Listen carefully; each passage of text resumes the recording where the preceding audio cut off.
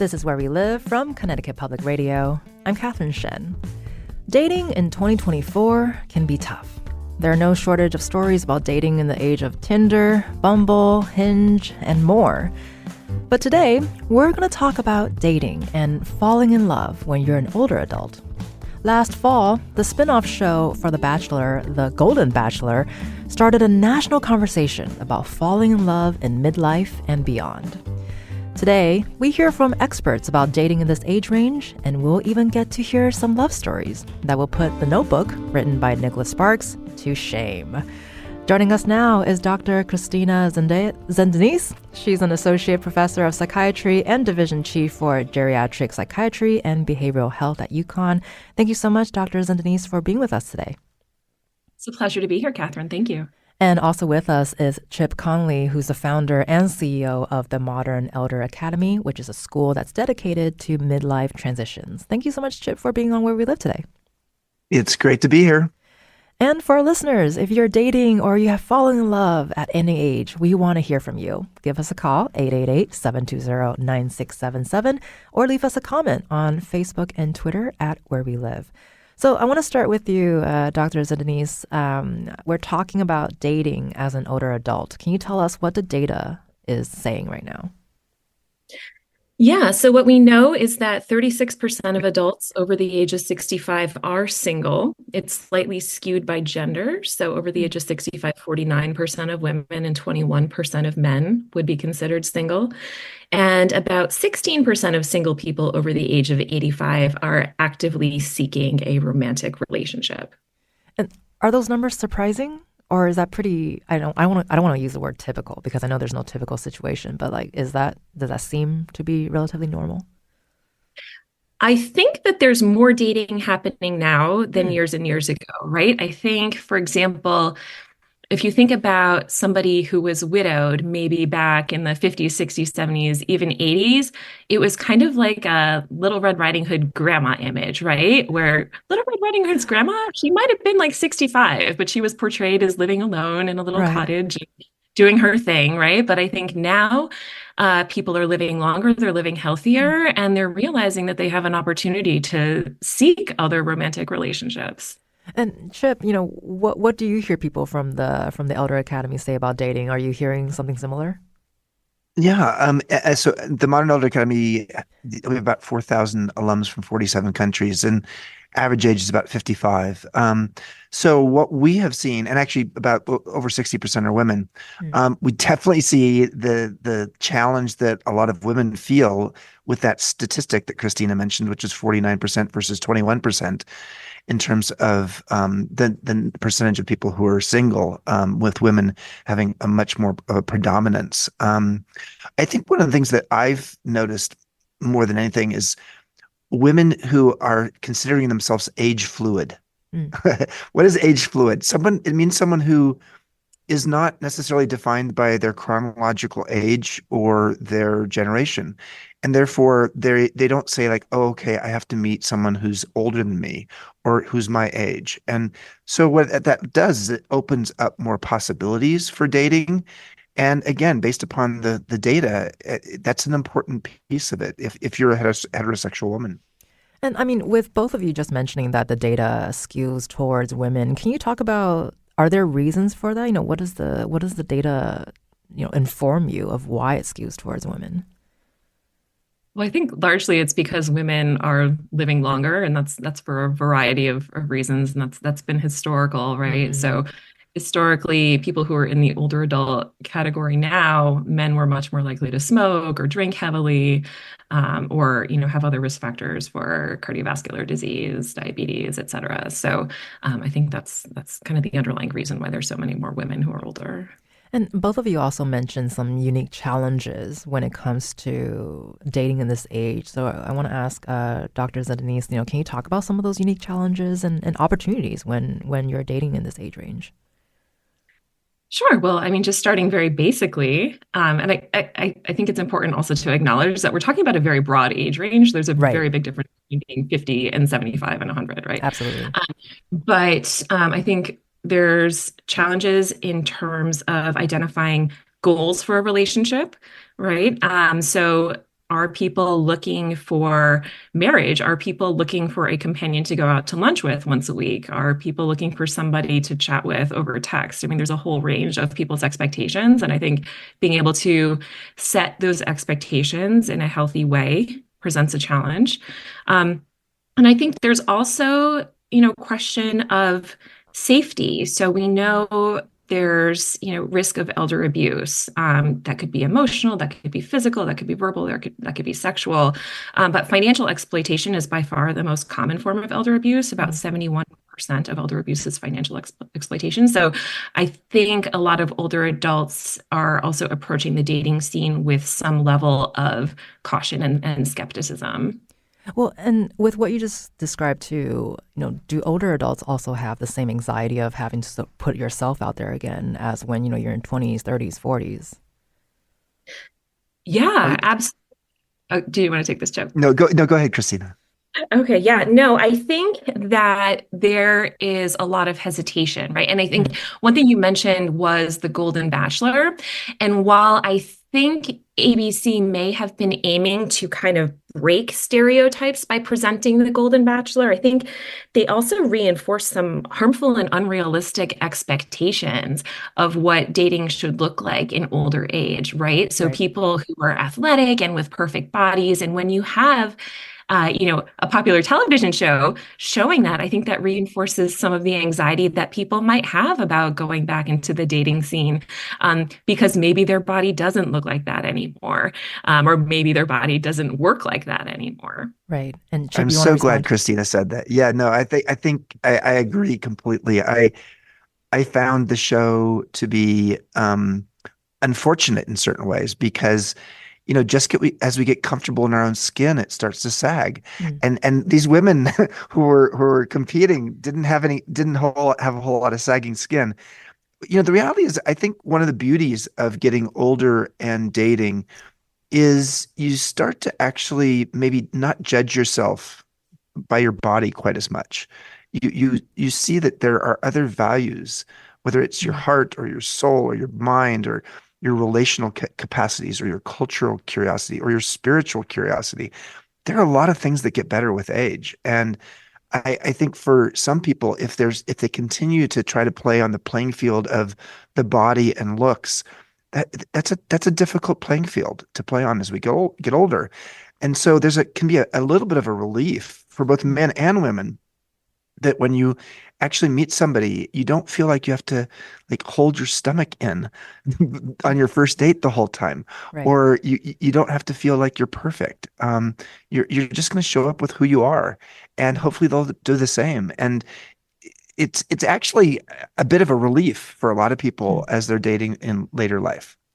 And I think another form of that relief is also that when you are younger, many people are dating with the expectation of finding a life partner with whom to raise children, right? And that they might have more stringent criteria for, I want them to have this value about religion, or this value about financial management, or this value about, how we're going to choose to, force our children to play an instrument or go into sports, et cetera, et cetera. And I think when you're older and that overarching question about children isn't there, it gives you a little bit more freedom to explore relationships that you might have not felt comfortable exploring in that younger stage. Well, and we definitely want to go deeper into those goals and also that freedom that you get when you're older and with your life experience. But definitely want to touch on too, with the changing playing field. Every year there's a different app out there where you can find your soulmate, right? So they say. So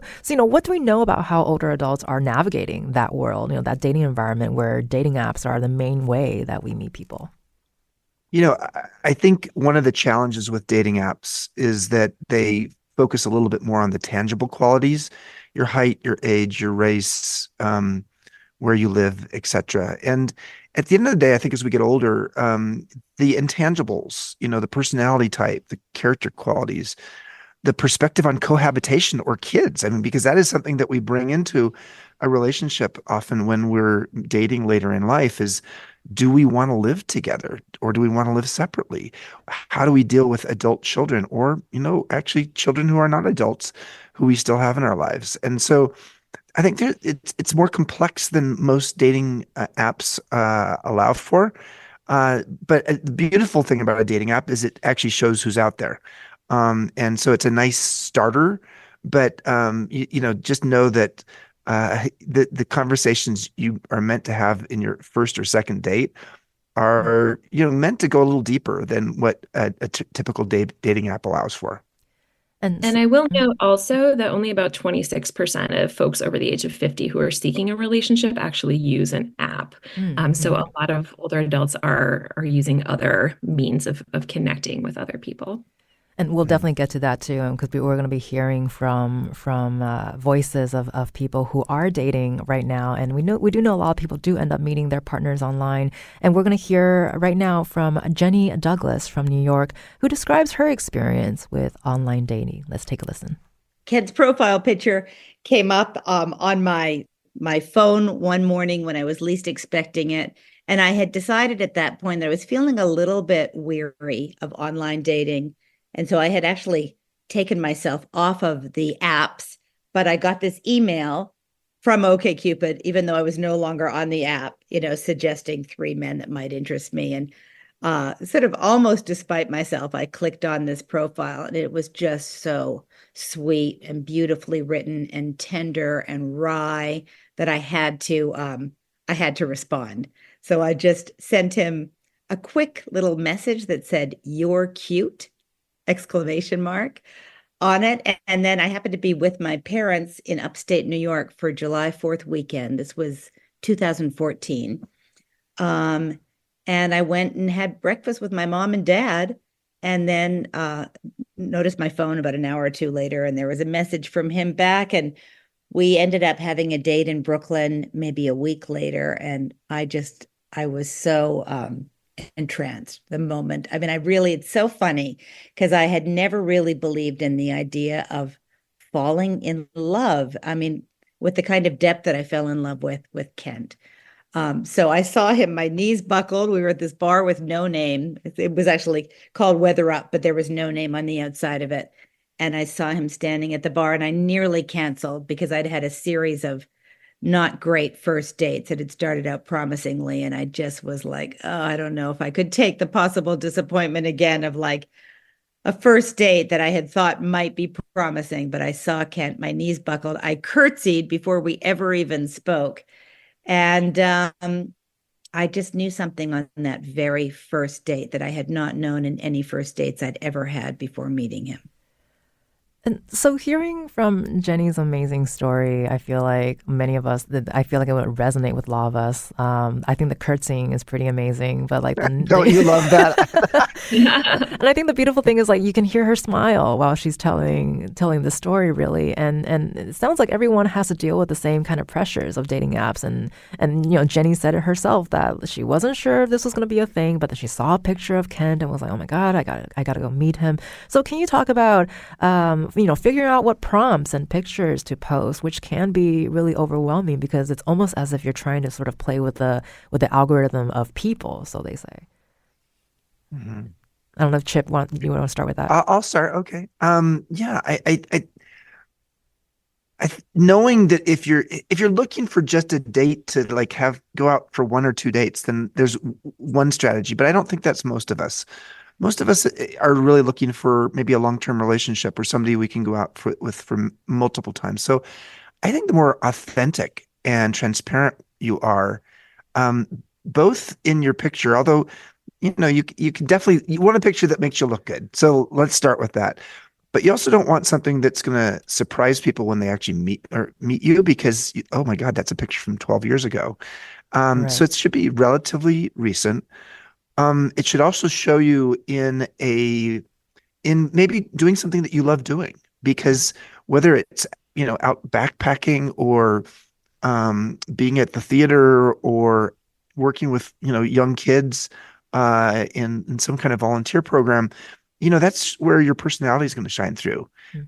So, and a picture's worth 1,000 words. So, but I would also just say the more honest you are about why you're on the dating app, you can actually be awkward about saying like, it feels weird to be here, but like I I feel like I'm at a stage where I'm ready again. I have been married before, and it's been 5 years since I've dated, and I'm coming back out into the market again. And so when I would read something like that, I would say like I can sort of hear this person talking to me, and they're sitting right next to me.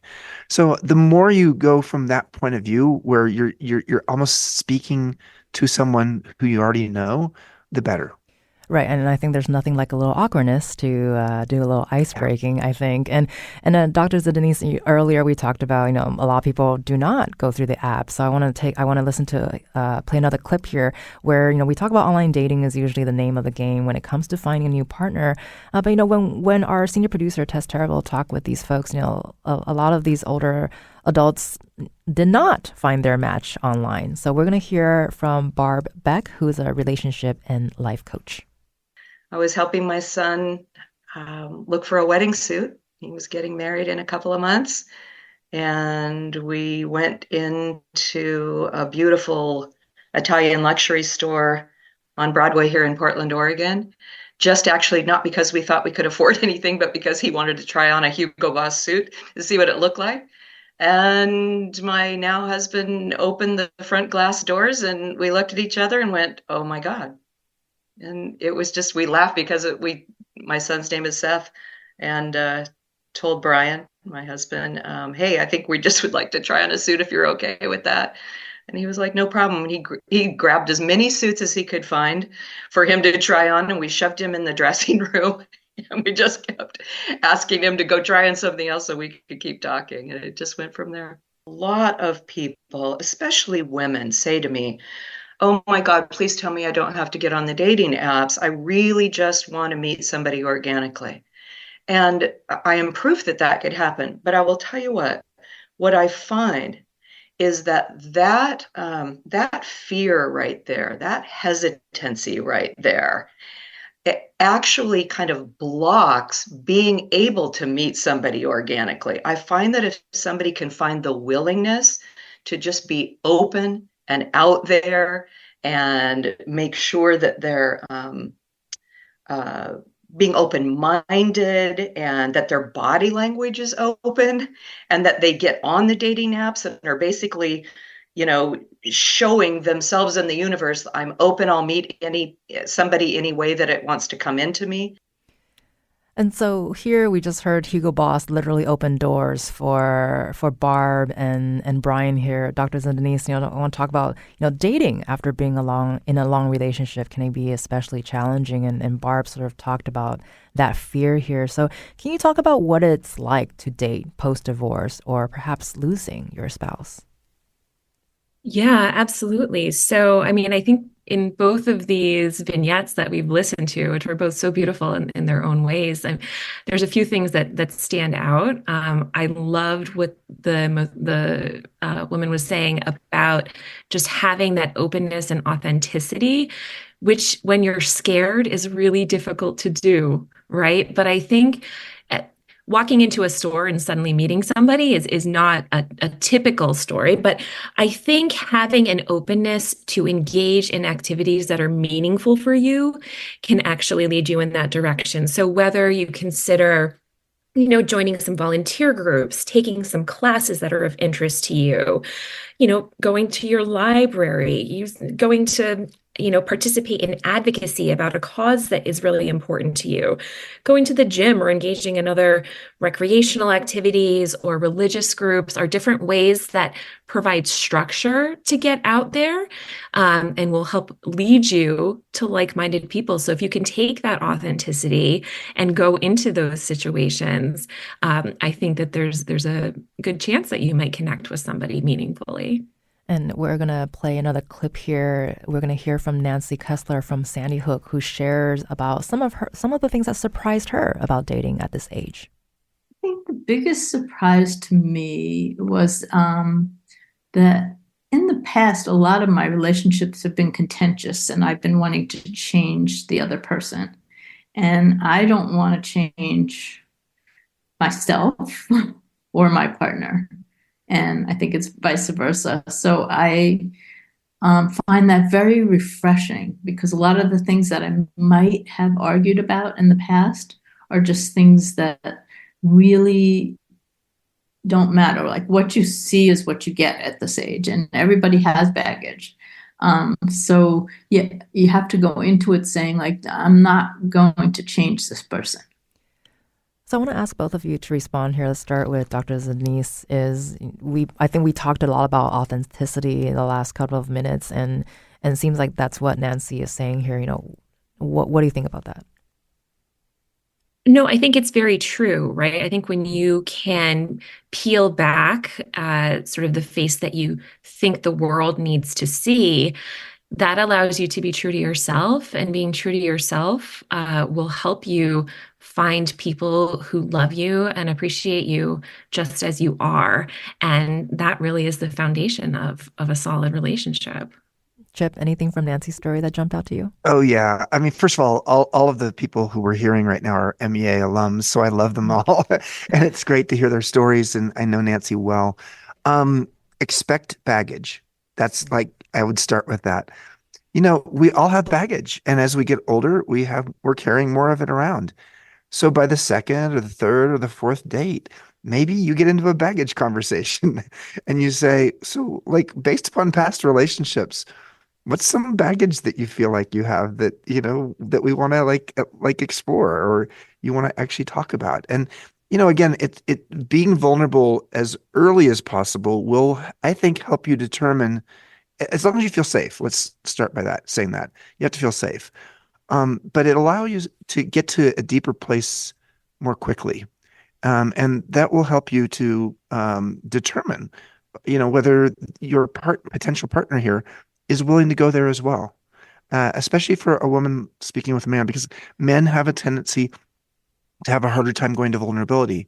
So if you can find a man who understands his own baggage, and is willing to talk about it, that's actually a pretty good sign. And we're going to take a quick call here, and a quick note for our listeners that you can join the conversation, 888-720-9677, or leave us a comment on Facebook and Twitter at Where We Live.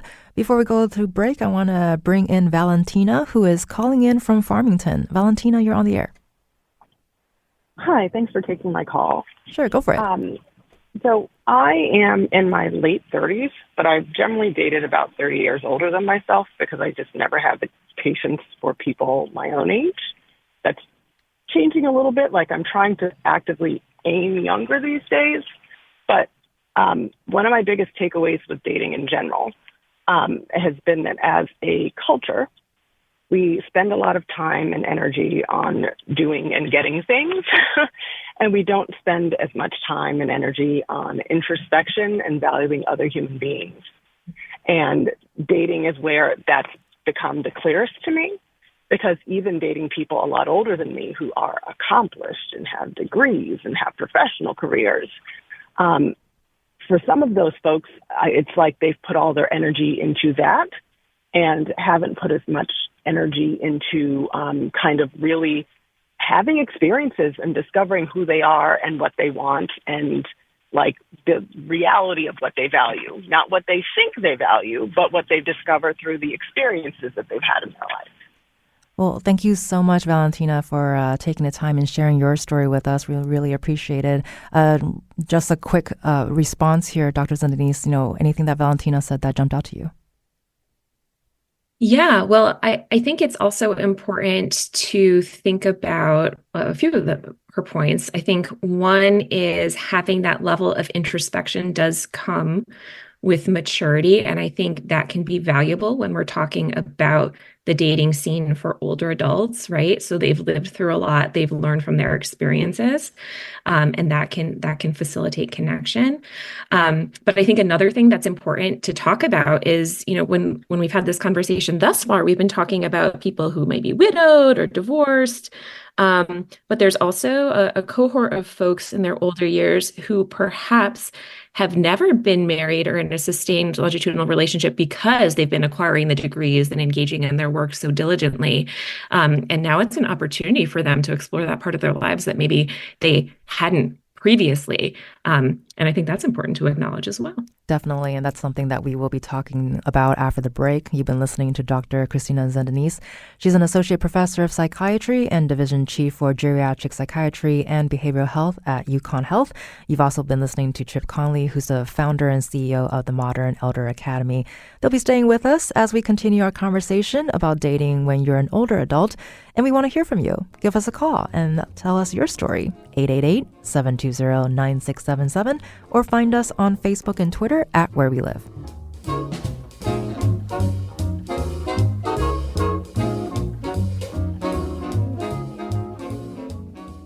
This is Where We Live from Connecticut Public Radio. I'm Catherine Shen.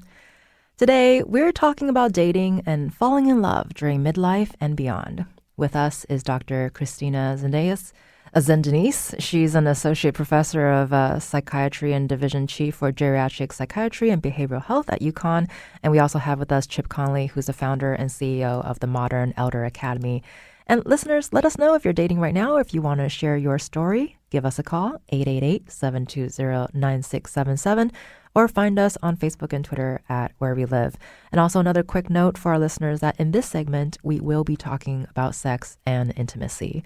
So, Dr. Zdanys, I want to start with you. We talked a little bit about this earlier when we're thinking about compatibility with dating. You know, things like whether someone wants children, also their politics, religion, and even educational background. So, can you talk about how do those expectations change as we get older? Sure. Well, I think, as we said, as people get older and they start dating, some of those things like politics or religion become less important. But I think another important component is understanding one's goals in terms of sexual activity in the relationship, right? So over 50% of partnered adults in the 65 to 80 age group are sexually active. Over the age of 76, it is lower. It's about 25%. But 75% of older adults say that they are satisfied with their sex life or lack thereof.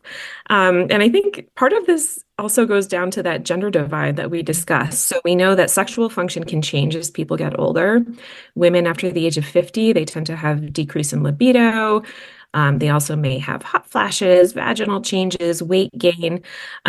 So, body changes that can impact their sexual experience. Men also can certainly have erectile dysfunction, prostate changes that can impact their sexual activity. But in general, their sexual activity is able to be sustained a little bit longer.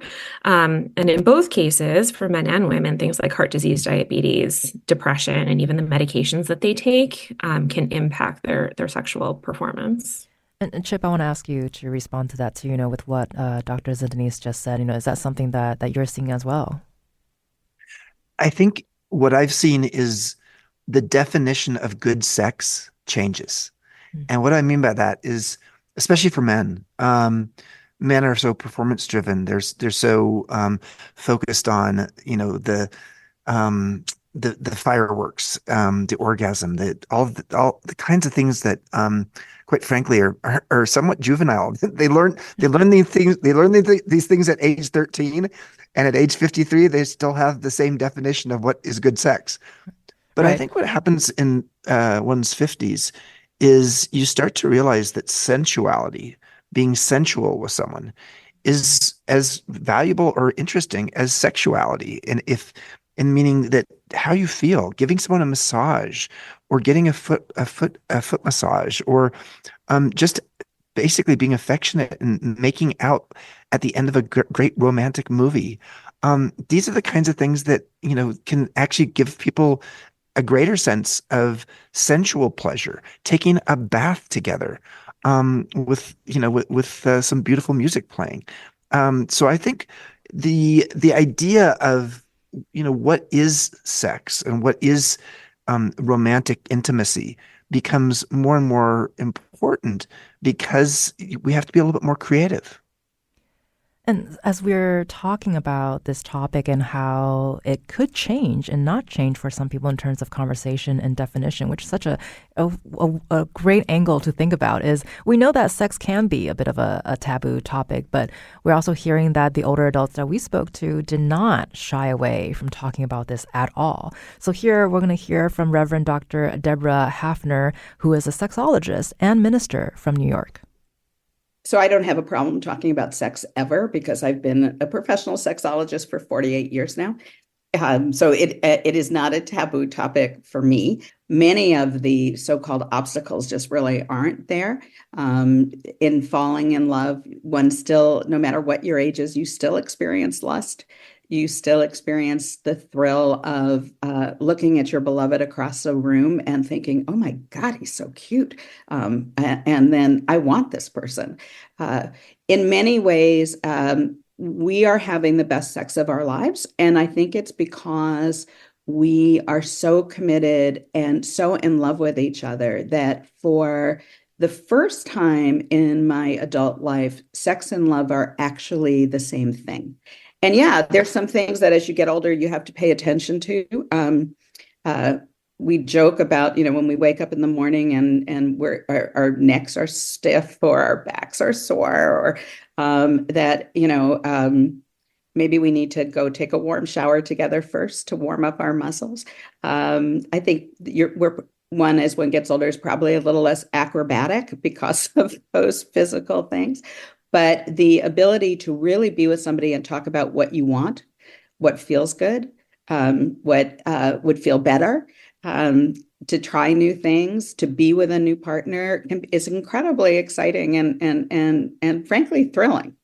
So I think I can honestly say that I'm probably having the best sex I've ever had. So, Dr. Zdanys, especially with what we were talking about earlier and what Chip mentioned too, sexuality and sensuality, and we're talking about intimacy, and it's often, but not always, a part of dating for a lot of couples. But having just heard from Reverend Deborah, I want to know, what do you want our listeners to know about navigating sexual relationships at any age? So I think taking ownership is important, right? You need to define for yourself what your own boundaries and expectations are regarding physical intimacy and stick with those and find people who respect those boundaries wherever they may fall, because on a psychological level, that's going to allow you to engage in the most meaningful attachment sexually, right? And that includes when you're dating, thinking about, do you want to set a parameter for monogamy, for example? I think that will put you in a better psychological space to be able to have a fulfilling sexual relationship. And the other thing I would say to our listeners is don't be afraid or embarrassed to discuss sexual health with your doctor. As a psychiatrist, I value when patients tell me that they're having a sexual side effect from their antidepressant, because I want to know that that part of their life is important to them. And there's also things I can do. I can prescribe a different antidepressant that doesn't cause sexual side effects, and that will improve their experience in their relationship. And by consequence, really, potentially improve their emotional health as well. So I think that's also critical, is to have an open conversation with your doctor. Well, and I also think as we continue to be more open with our emotional health, there's also the physical health aspect as well that we've been talking about. And I know it's hard to make a broad generalization here, but can you also talk about, how is this different depending on gender identity or sexual orientation? Do the expectations line up here? Right. Chip, why do you take it? I happen to be a gay man, so I figured I can speak to that. Most of what we've been talking about so far has been heterosexual relationships, and I think when it comes to relationships that are gay or bisexual or LGBTQ plus, the age becomes a particularly interesting dynamic because. Especially for gay men, you're sort of invisible. A gay man feels a little bit like a straight woman in the sense that the society tends to value, the young and in the case of men, brawn, and so there's a little bit of a sense of there can be a lack of confidence if you're going back into the dating scene as an older man, unless you're dating other older men. For women, for lesbians, it is a little bit less of an issue, and there's often even there's more tradition of dating across ages, and so based some of the data has shown that, and so I think one of the things that's also interesting, I talked about age fluidity earlier. I mean, I think the gender fluidity is becoming more prevalent at MEA. Right. And as I was doing research for my book, Learning to Love Midlife, 12 Reasons Why Life Gets Better with Age, I found a surprising number of women over 50 who were open to and exploring bisexuality, the idea of being with a woman, and partly because the emotional value of their relationships with women are so great, and the number of available men is so low. And so I was surprised by how many women actually volunteered to say that they were dating women. And with that, you describing that, it was a surprising stat to learn. And as you speak with your friends at the MEA, what are you hearing in terms of what are they looking for? Are they looking for relationships or marriage or something more casual, or as you just mentioned, just wanting to have that emotional connection with somebody else? Here's an interesting statistic. The cohabitation rate for couples over 50 quadrupled between 2000 and 2020, while marriage rates in that same group was steady. So what we're seeing is non-traditional relationships. We're seeing people be less inclined to say, okay, let's jump into a marriage, especially if they've been married once or twice or more before. They're a little bit more focused on, okay, let's explore what it means to be in this relationship. Let's maybe actually live together part-time. Let's take vacations together. In some cases, let's be polyamorous. And so what I've been surprised by is just the variety of kinds of relationships that are happening after age 50. And again, that's why I suggest that creativity is probably wise, and trusting your own instincts, because after 50, you're not necessarily trying to impress your friends or satisfy your parents anymore. Well, and I think as society moves forward, we're kind of slowly getting out of the box. I think that has created for many of us, and as you mentioned just now, Chip, that sometimes marriage is not the end goal for a lot of people. So we're going to hear from Sunny Smith from Colorado, who talks about why her and her partner decide to live separately. Let's see. I guess what I would say is that, as I alluded to, one of my core values is to keep desire with a capital D alive in the relationship. And it was very clear to me from the beginning that living together would pull us down into this quotidian world of mundane logistics and would be a source of unnecessary friction, since our domestic lifestyles are quite different. And so by living in our own homes, we take care of those details when apart, and we send each other loving, creative, and intellectually stimulating texts every day, and then come together with a freshness and joy twice a week where we can enjoy our different living situations. And so as a result, there are so many beauties of being in love later in life, being both semi-retired, and we can spend long mornings in bed, and go out dancing, play music together, go on nature adventures, So it's quite wonderful living apart.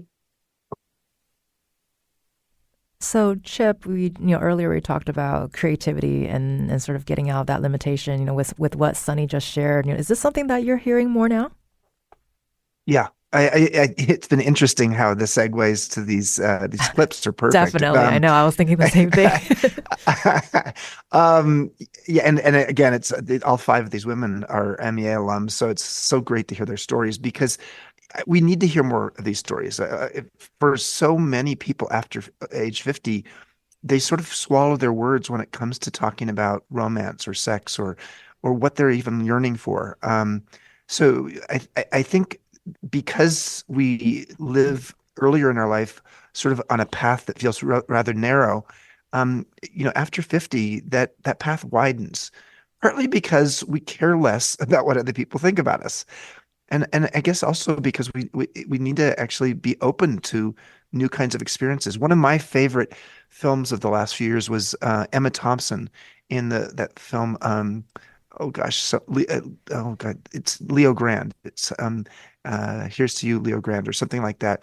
And she, in her early 60s, after having been married her whole life and only had sex with her husband who passed away, she actually goes and finds a gigolo, a biracial gigolo who's very handsome, who is less than half her age. They end up in a very emotional relationship. And the last image in the film is her in front of the mirror, Emma Thompson, the actress, looking at her body naked. And what I love about the film was she became emotionally naked in the film with Leo Grand, her lover. And by the end, she'd become emotionally naked also after having been a very um, sort of proper and traditional person. So I think the fact that we can blossom emotionally, sexually, spiritually as we get older suggests that we have the ability to become growing humans, not just aging humans. And I think you can't ever really go wrong if Emma Thompson is in a movie, I feel. Yeah, she's so good. And I just want to give our listeners a quick reminder that you can give us a call and share your story with us, 888-720-9677. I want to take a quick call from Diane, who is calling from New Haven. Diane, you're on the air. Diane, are you there? Diane, Yes. Oh, go for it, Diane. Yes, I was just saying that I think one of the challenges, and I'm a mid-age African-American woman, is, you're not in the workplace every day. If you don't go to bars or you're out at restaurants, you're basically maybe going to a BJ's or a Costco. You'll see certain males, they'll look at you, they're in the age group you're interested in, and like we look and we don't say anything. And the hardest thing is how do you have that? How do you create a space to meet that man who is at that same point in his life when there is no longer the workplace? A lot of your friends who used to have get-togethers, some of them aren't even here, or they don't do those social activities. So my challenge is that I don't feel comfortable doing online dating. I just don't. I don't know why. But how do you create the space, or how do you find a space to meet someone? And you're looking for the companionship. You're not looking for the marriage. Well, thank you so much, Diane, for calling in and sending us over your question and sharing your story. Really appreciate it. Dr. Zdanys, we'd love for you to respond here. I think what Diane has shared resonates with a lot of people, and we talked a little bit about it earlier where, not everyone has that organic experience. So how do you create that space when you're looking for companionship? Absolutely. Well, we mentioned earlier, opportunities to engage in activities or organizations that are meaningful can sometimes be helpful. I would also like to give a shout out to a relatively new phenomenon of speed dating in older adults. I know across the state of Connecticut, there have been several pop-up speed dating opportunities organized by senior centers and other organizations that cater to older adults, where you have an opportunity in a safe and structured space to meet a large number of people in a very short period of time. And can kind of just go for it. So that's another new phenomenon that we haven't touched on yet. But I think that could potentially be very fun and a way to meet a lot of people in an efficient, structured, and safe manner. Well, thanks for sharing that. You've been listening to Dr. Kristina Zdanys. She's an associate professor of psychiatry at UConn, and you've also been listening to Chip Conley, who's the founder of the Modern Elder Academy. They'll be staying with us as we continue our conversation about dating when you're an older adult. Give us a call and share your story with us, 888-720-9677, or find us on Facebook and Twitter at Where We Live.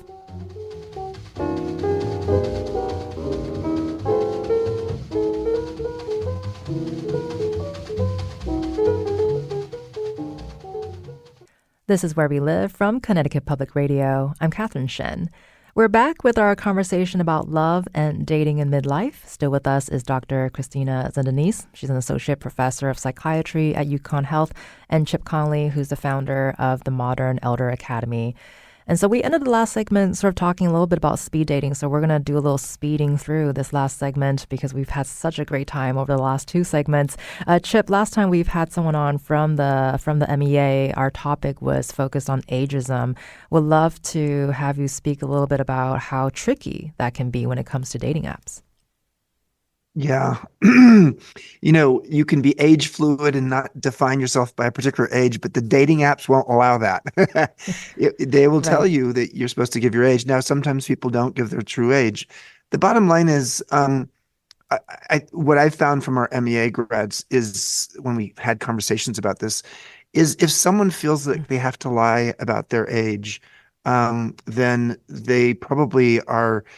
They're not packaging themselves properly for the kind of long-term authentic relationship they want. So being honest about your age is essential. If someone doesn't want to date you because of your age, guess what? That's probably not, they would never have been, if you'd changed your age, if you'd said you're 5 years younger, they would have figured it out at some point, and they probably are closed-minded. So bottom line is, you don't feel like you have to lie about your age. And Dr. Zdanys, I would love to get to loneliness a little bit here too. Can you talk about the benefits of companionship really at any age? And I think we've heard from listeners that that's what they're looking for is companionship. Absolutely. So when we think about loneliness, that's it's an emotional experience, a distressing feeling that comes with this perception that your social needs are not being met by the quality of your relationships, right? So this is actually considered to be an epidemic, especially among older adults. About a third of adults in the 50 to 80 age group have high rates of social isolation. And loneliness is toxic to the body and to the spirit. So loneliness has the same impact on health as smoking 15 cigarettes a day. It increases stress hormone responses. It decreases immunity. People who are lonely are less physically active. They're more likely to have heart disease, stroke, dementia, and even risk of premature death. So while dating may fill an emotional need for older adults, it can also help them physically in that regard to cut back on that loneliness. About 20 seconds here, Chip. Would love for you to also touch a little bit about companionship. Social wellness is a thing. We get focused on personal wellness, our sleep, our food, our exercise, but we need to invest in social wellness. And I would highly recommend people look at The Good Life, a book by the Harvard professor Bob Waldinger. All right, social wellness indeed. Thank you so much for that. Thank you to Dr. Kristina Zdanys, who's an associate professor of psychiatry at UConn Health. Thank you so much, doctor, for being with us today. Thanks for having me. Great to chat. And also Chip Conley, who's the founder and CEO of Modern Elder Academy. He has a new book coming out called Learning to Love Midlife. Thank you so much, Chip, for spending time with us today. It's an honor to be here. Thank you. We hope you all have a fun time too. We got a comment from Neil from Danbury who wants to let Diane know, who called in earlier, Diane from New Haven. If you see someone in the BJs, talk to them. Parentheses, talk to me. He's also looking in Costco. So good luck to you, Neil. Good luck to Diane. Thank you so much for listening. I'm Catherine Shen. Today's show is produced by Tess Terrible. Our technical producer is Kat Pastor. Download Where We Live anytime on your favorite podcast app, and happy dating.